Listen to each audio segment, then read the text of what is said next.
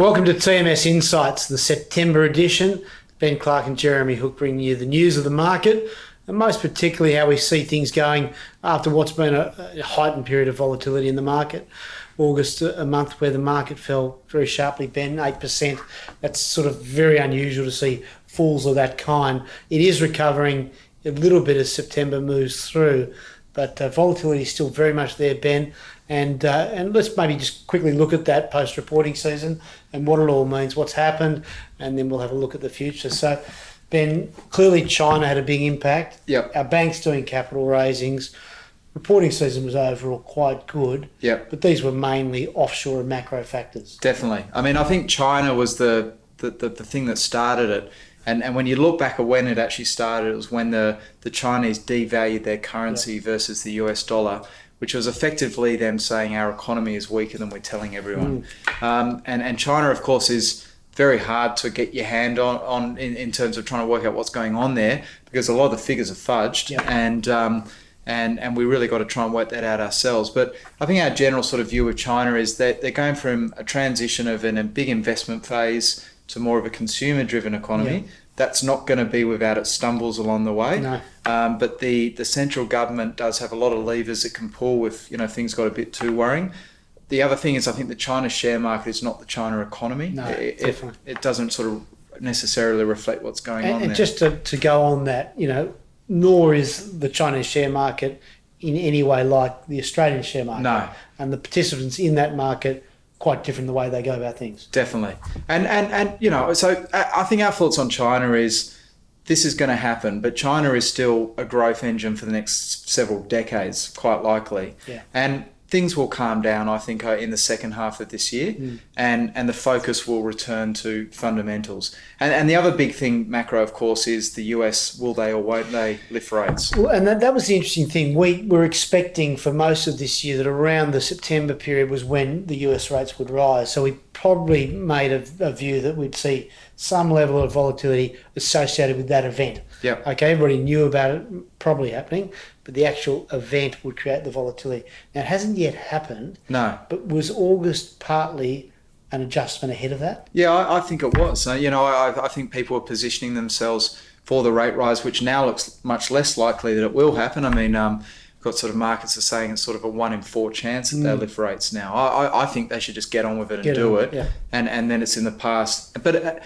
either way, Jeremy, I think we'll get to that rate announcement, and then it'll be in the rear window, and again things will start to calm down. And I think the swings of the last couple of months have certainly, I think, put off people investing in the market.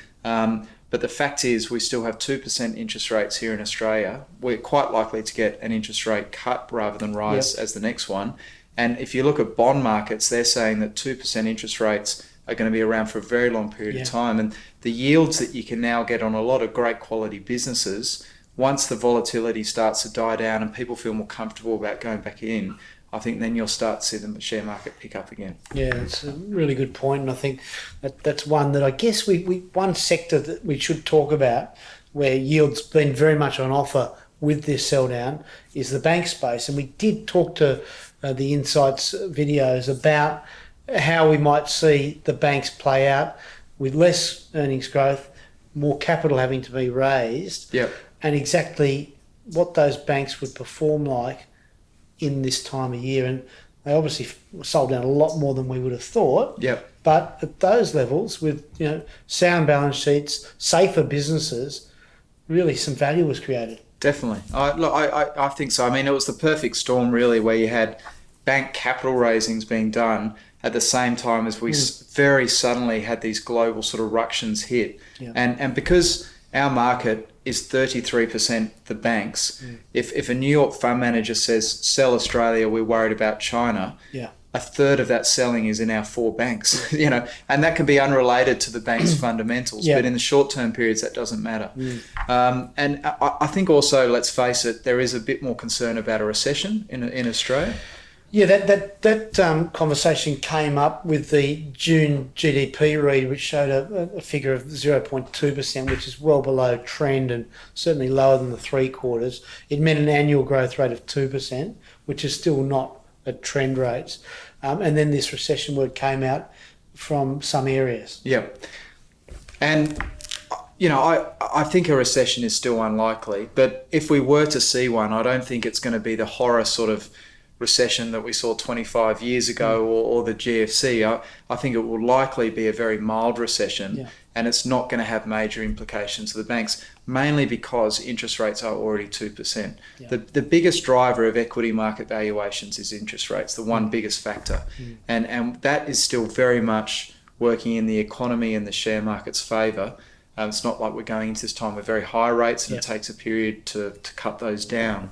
So it's not something I think we need to be, you need to be mindful of, but probably not scared of. Well, the talk there takes us into looking at the future a lot. And in terms of looking at the outlook from this point on, for the broader economy, what we have seen already happening and is forecast to continue is the construction environment on the East Coast remaining very buoyant.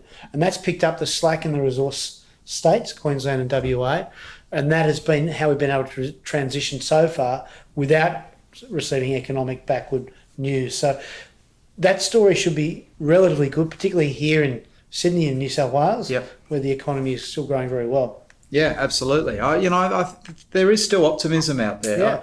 I think having got through reporting season, one thing I would say is, I think it's about 12 or 13 shares make up about 90% of our share market. So we're talking the major banks, 2 resource companies, a telco, and 2 big retailers. Exactly, and CSL, yep. and Macquarie Bank. And once you get, when we sort of, I guess, went through all their results, we wouldn't say that probably 2 of those 13, I think, have got decent growth prospects going forward.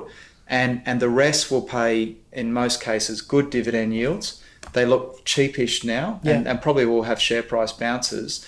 But I think our thoughts are the growth in the share market is probably going to come from more of those mid-cap sort of names outside of the really mega blue chips. Yeah. And that's where, if clients are looking for better growth potential than what we've just gone through there, that's the area to concentrate on. In select industries and sectors, there were some good stories out there. We sort of got lost during the end of reporting season. Yeah, that's right. But still some companies that are investing and gunning for growth and over 3 to 5 year periods will probably perform a lot better than some of those big blue chip shares. Because that's the other thing, in addition to interest rates, like Ben mentioned, we do have to get earnings growth to deliver share price growth. And the top end of the market, those stocks we just mentioned, aren't going to be the high earnings per share growth stocks over the next 1 to 2 years. They're still solid, safe, very good. But there are companies outside that top 20, 50 that have got some growth which are going to do better. Absolutely. And we've, I think we've spoken about a few of those during the previous reporting season thing. So we won't hash over them, and I guess feel free to call us and we can run through the names that we do like coming out of reporting season if you wish to.